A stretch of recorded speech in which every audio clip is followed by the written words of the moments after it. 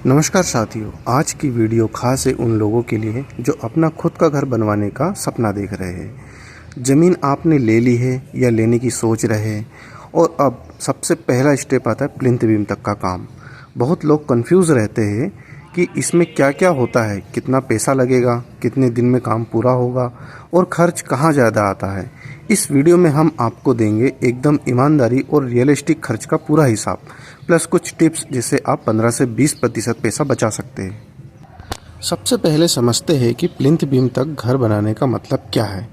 ये घर बनाने की शुरुआती स्टेज होती है जिसमें ये सारे काम आते हैं, जैसे कि पहला आपका प्लाट की सफाई और लेवलिंग करना, दूसरा नींव की खुदाई, तीसरा पीसीसी प्लेन सीमेंट कंक्रीट करना, चौथा आरसीसी फुटिंग को डालना जिसमें सरिया और कंक्रीट की नींव डाली जाती है, पांचवा कॉलम की ढलाई जो ज़मीन से ऊपर तक उठते हैं, छठा प्लिंथ बीम कॉलम को जोड़ने वाला बीम, सातवां भराई और दबाई और आठवां डीपीसी की डालना। इन सब के बाद ज़मीन के ऊपर आपका स्ट्रक्चर खड़ा हो जाता है। यहीं से घर का फ्रेम शुरू होता है दोस्तों। अब सीधा मुद्दे की बात करते हैं। मान लीजिए आपका प्लाट है 1000 स्क्वायर फीट का, लगभग 30 बाई 33। अब यहाँ पर जो हमारा पहला खर्च आ जाता है वो है मजदूरी, जो कि लेबर चार्ज है। इसमें खुदाई, शटरिंग वर्क, ढलाई, सरिया बांधना, ये सारे काम आपके 70 से 90 हज़ार के तकरीबन आपको जाने वाला है पूरे 1000 स्क्वायर फीट पे प्लिंथ बीम बनाने में। दूसरा जो हमारा यहाँ पे मटेरियल आ जाएगा, सामग्री, जैसे कि सीमेंट, स्टील, रेत, गिट्टी, ईंट, पानी और वायर वगैरह, जो कि आपके इलेक्ट्रिकल वर्क में काम में आने वाला है। तो यहाँ सीमेंट जो है हमें 100 से 120 बैग लगने वाले हैं, जो कि 40,000 के तकरीबन इसकी लागत आएगी। स्टील यहाँ पे हमें 1.5 टन लगेगा, जो कि 95,000 के समथिंग यहाँ पे लागत आएगी।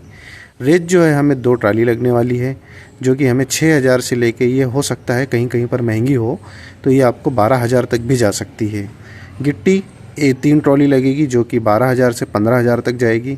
दोस्तों यहाँ पे जो रेत और गिट्टी के जो रेट है ये हर जगह अलग अलग होते हैं एरिया वाइज, तो यहाँ पे थोड़ा बहुत जो है आपको 4 से 5,000 रुपये का वेरिएशन देखने को मिलेगा।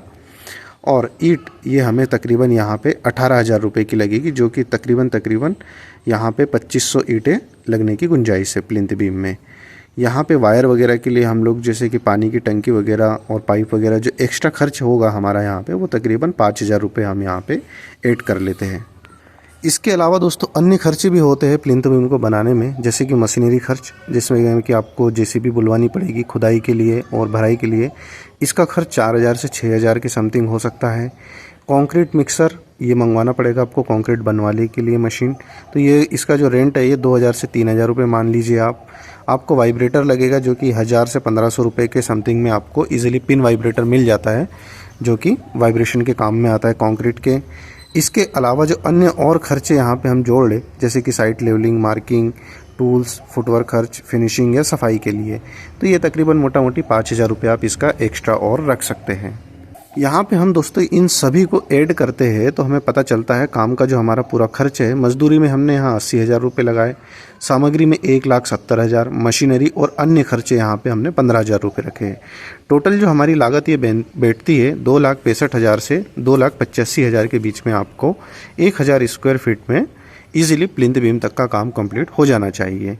ये यदि हम स्क्वायर फीट पे देखें तो 260 रुपये से लेकर 290 रुपये प्रति स्क्वायर फीट पड़ेगा 2025 में।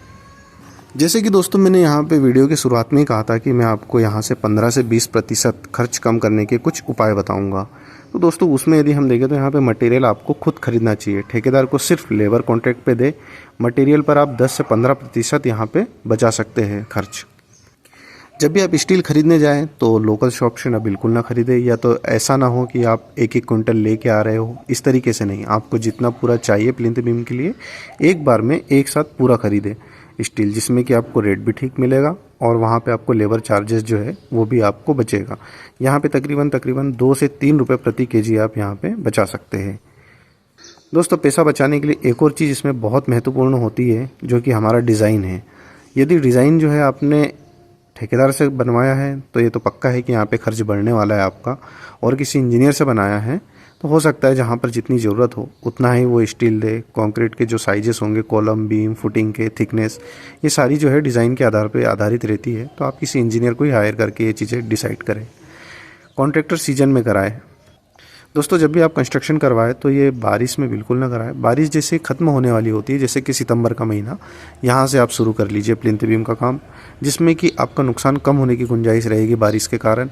या फिर बारिश जब लगने वाली होती है, जैसे कि आपका जून का मंथ, तो फर्स्ट या सेकेंड वीक से आप जो है काम स्टार्ट कर दीजिए, जिससे कि जब बारिश होती है तो उसमें तराई वगैरह बहुत अच्छी हो जाएगी आपकी, और जो नीचे गड्ढे किए हैं आपने फुटिंग के लिए वो भी पानी से भरेंगे नहीं, आपको काम करने में आसानी भी होगी। और जो आप यहाँ पे कोपरा फिलिंग करेंगे वो भी अच्छे से सेटलमेंट होगा, अगर बारिश के पहले करते हैं थोड़ा सा तो। और यदि बारिश में करेंगे तो यहाँ पे बहुत परेशानियों का सामना करना पड़ेगा आपको, और माल मटेरियल दोनों का ही नुकसान होगा, यहाँ लेबर भी आपको अधिक लग जाएगी। अब कर लेते हैं दोस्तों यहाँ पे कुछ टेक्निकल बातें, जैसे कि फुटिंग की गहराई मिट्टी के हिसाब से तय होती है दोस्तों। ये ब्लैक कॉटन सॉइल है, यदि आपके यहाँ पे काली मिट्टी, तो वहाँ पे आप पाइल फुटिंग कीजिए। और बाकी यदि आपकी नॉर्मल मिट्टी है, पीली है या फिर कोपरा आ जाता है, तो वहाँ पर आप जो है स्क्वायर फिटिंग का इस्तेमाल कर सकते हैं। दोस्तों जब भी आप बीम की ढलाई करवाए या फुटिंग रखवाए, जाल नीचे रखेंगे, तो वहाँ पे आपको कवर ब्लॉक का इस्तेमाल करना है। ये बहुत ही इंपॉर्टेंट होते हैं। यदि आप कवर ब्लॉक का इस्तेमाल नहीं करेंगे तो कोरोजन लगेगा, जंग लगेगा सरिये में, और वो जल्दी ख़राब होगा और आपके स्ट्रक्चर को कमज़ोर करेगा। यहाँ पे आपको कंक्रीट के रेशियो का भी ध्यान रखना है कि जो आपका मटेरियल बन रहा है कंक्रीट, वो किस ग्रेड का है। यहाँ पे आमतौर पे बिल्डिंग स्ट्रक्चर के लिए, जो घर के निर्माण है रेजिडेंशियल बिल्डिंग के लिए, यहाँ पे M20 का ग्रेड इस्तेमाल करते हैं, जिसमें यदि 1 तगारी आपका सीमेंट है तो 1.5 तगारी आपका रेत होगा और 3 तगारी आपकी गिट्टी होगी। ये रेशियो बहुत अच्छा है घर के निर्माण के लिए, आप इसका इस्तेमाल कर सकते हैं। साथ ही दोस्तों एक्स्ट्रा स्ट्रेंथ के लिए आप यहाँ पे डॉक्टर फिक्सिट का LW+ जो एक केमिकल आता है उसका भी इस्तेमाल कर सकते हैं। कंक्रीट में 200 ml आप डाल सकते हैं एक बैग के मटेरियल में, जो कि काफ़ी अच्छी स्ट्रेंथ प्रोवाइड करेगा आपके मटेरियल को। और मिनिमम जो आपका क्यूरिंग पीरियड है ये 10 दिन है। हालांकि आप 21 दिन तक इसकी तराई करें प्लिंथ बीम के हर एक स्ट्रक्चर की। चाहे तो आप जो बोरे होते हैं जूट के, उनको गीला करके बीम के ऊपर डाल सकते हैं, कॉलम पे लपेट सकते हैं, जिससे कि बहुत ही अच्छी तराई होगी आपके स्ट्रक्चर की। दोस्तों ये वीडियो आपको कैसा लगा हमें चैनल पे दोस्तों ये वीडियो आपको कैसा लगा सिल्फ इंफ्रा पे आप कमेंट करके बताइए हमें। और इसी तरीके के वीडियोस देखने के लिए हमारे चैनल सिविल वर्क को ज़रूर सब्सक्राइब कीजिए।